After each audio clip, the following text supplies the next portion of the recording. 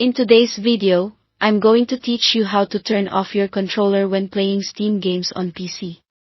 This is perfect if you want to save battery, avoid leaving your controller awake when you step away, and keep things tidy without fiddling with cables or your operating system every time.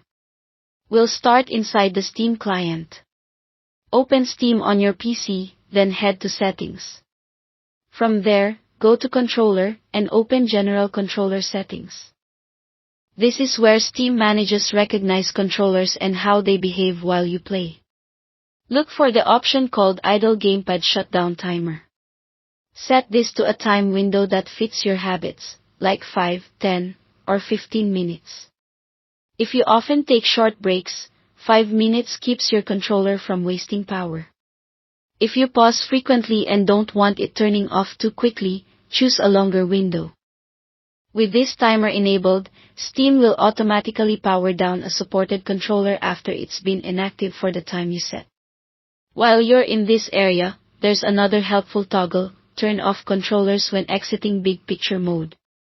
If you prefer launching games through Big Picture mode, enabling this option ensures your controller powers down as soon as you leave that interface, so you aren't draining battery between sessions. It's a simple way to finish playing and know your controller won't keep searching for input in the background. Now, let's look at a more targeted approach for specific games. In your Steam library, right-click the game you want to adjust and choose Properties.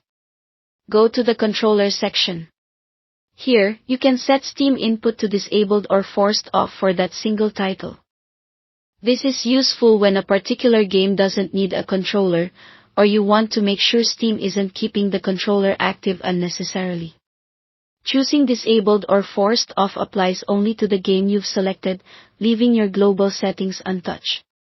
It gives you precise control on a case-by-case basis without affecting how your other games use the controller.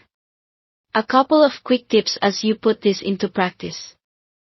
If you want to test the idle timer, set it to a short duration and leave the controller untouched to confirm it powers down.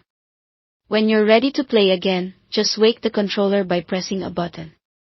And if you notice behavior you don't expect in a single game, revisit that game's controller properties and adjust the Steam input setting back to the default. That's all to it. Thanks for watching.